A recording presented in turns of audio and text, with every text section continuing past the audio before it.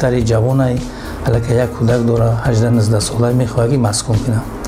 من میگم خواهر جان شما میرین در همون اویله برای اویله دیگر بیگانه شدگین، کسی خطی شما مناسبت نمیکنه، کسی خطی شما رفت آمد نمیکنه، شما خودتون در یک دنیای بیکسی حس میکنین.